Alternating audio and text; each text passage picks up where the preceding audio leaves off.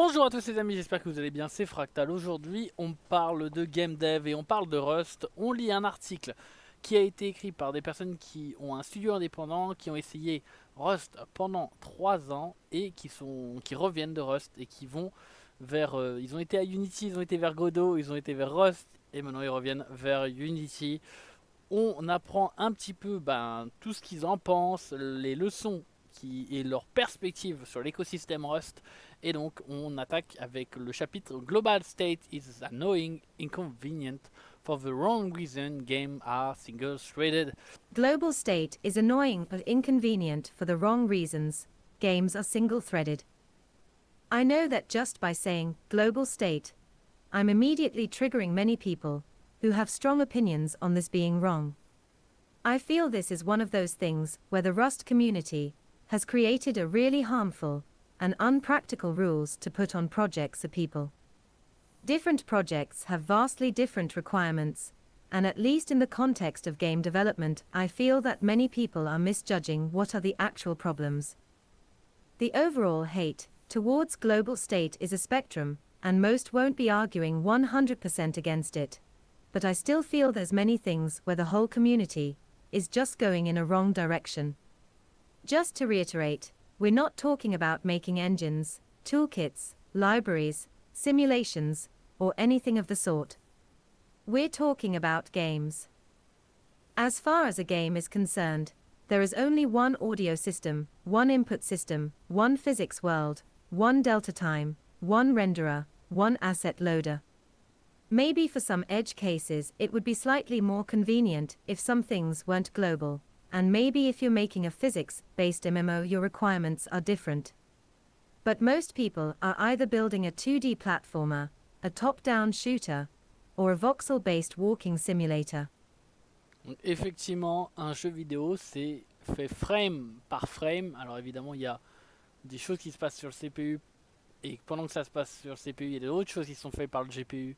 Et pendant que ces choses sont faites par le GPU, on lance la prochaine frame sur le CPU.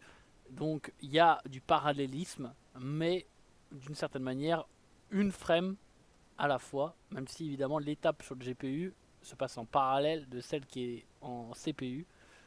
Mais d'un point de vue de toi, utilisateur, gameplay programmeur, tu codes comme si tu étais en single threaded. Même si derrière, c'est pas tout à fait vrai ce qu'il dit, parce que quand tu envoies au GPU, tu rends un state, et le state, c'est le state de la frame active, on va dire, et pendant que tu rends cette frame, il y a le state de la prochaine frame qui est calculé et tourné. Donc, est-ce que vraiment c'est single threaded? C'est pas exactement single threaded, justement.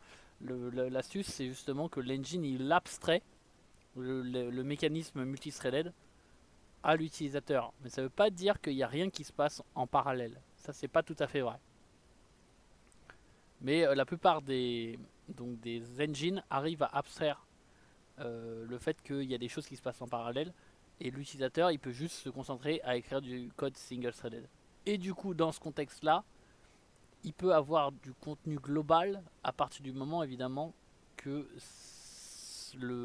la frame d'avant sur le GPU n'utilise pas ce contexte global. Having actually tried the pure approach, where everything is injected as parameters multiple times over the years, starting with Bevy 0.4 up to 0.10, and having tried building my own engine where everything is global and playing a sound is just play_sound a beep, my stance on what is more useful is quite clear.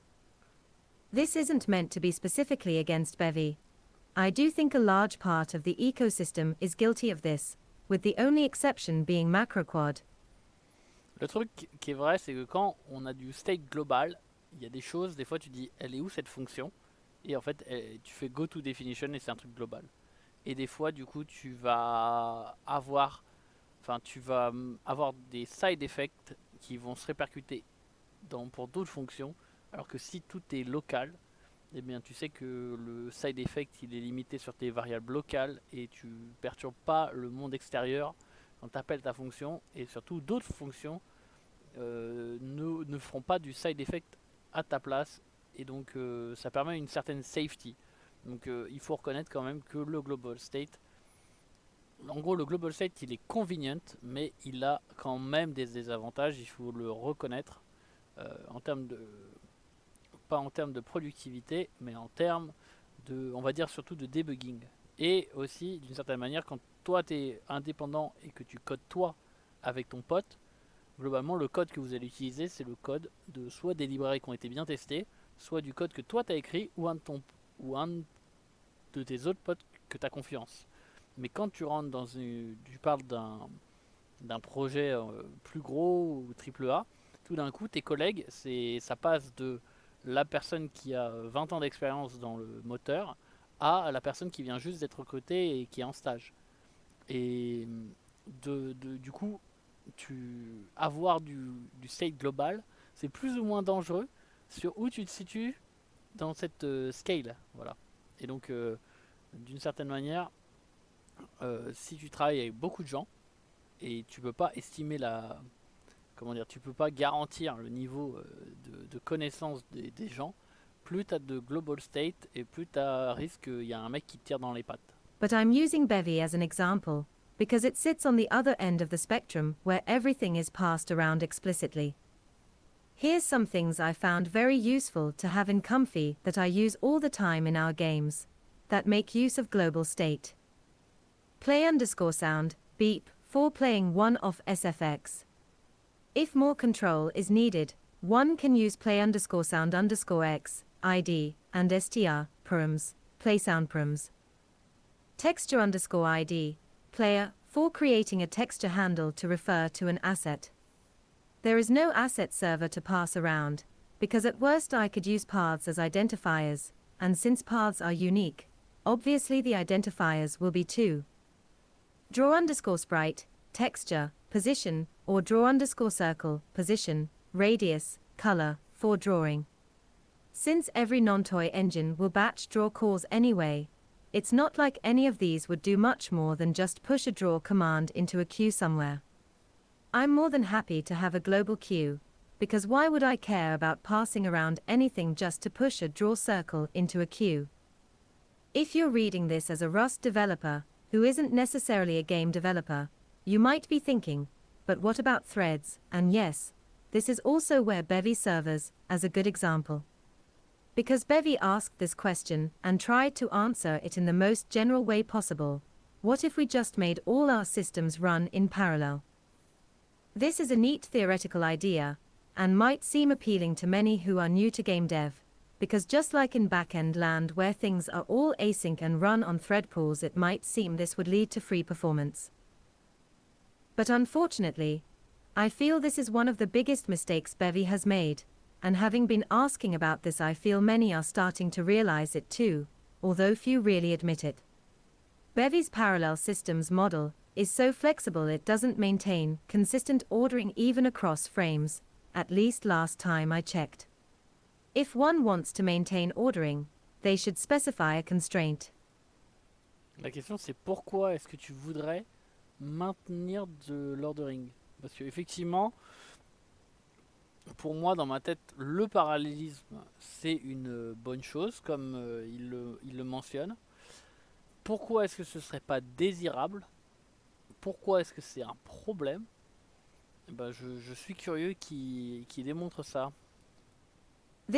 This again seems reasonable at first, but having tried to make a non-trivial game in Bevy on more than one occasion, months of dev time, tens of thousands of lines of code, what ended up happening is the user ends up specifying a ton of dependencies anyway, because things in a game tend to need to happen in a specific order in order to avoid stuff being randomly delayed by one frame depending on what runs first. Tout à fait. Si toutes les frames elles sont schedulées de manière chelou et en parallèle, ça ne va pas. Il faut faire une frame à la fois. Enfin, le scheduling il doit être truc, mais la création, quand tu es dans une frame spécifique, la création et le calcul de la simulation de cette frame, elle peut être parallèle tant que tu priorises la frame la plus vieille, tout simplement. Si la frame la plus vieille elle est tout le temps schedulée et parallélisée et tout le temps exécutée en priorité, je vois pas où est le problème. First, Or even worse things, just sometimes behaving weird, because you got AB instead of BA. When you raise an issue about this, you'll be heavily argued against, because what Bevy does is technically correct, but for the purposes of actually making a game ends up being a huge amount of pointless ceremony. Ouais, franchement, le fait que tu dois faire A puis B et B puis A, ça fait un problème dans ton code. Hmm. Alors j'entends cette idée de moi j'en ai rien à faire, je vais écrire mon truc, ça tourne, et de toute façon j'ai pas besoin de ces performances supplémentaires. Ça j'entends. Maintenant, franchement, si B s'exécute avant A et que ça cause des problèmes dans ton code, c'est que y a t'as une dépendance sur sur ce qui est changé et sur un side effect et, et, et c'est bizarre que tu puisses du coup dans Baby le lancer en parallèle alors que t'as une dépendance sur ça et elle n'est pas clairement exprimée. Ça c'est un peu bizarre. Alors je peux comprendre que de toute façon si tu tournes en CPU et que t'as pas besoin et que tu pourrais être single threadé, ça sert à rien et ça te prend la tête pour rien. Par contre, moi, j'ai pas la maturité pour dire que c'est une mauvaise idée là. Tu vois, si vous avez des exemples en tête dans les commentaires, n'hésitez pas, hein.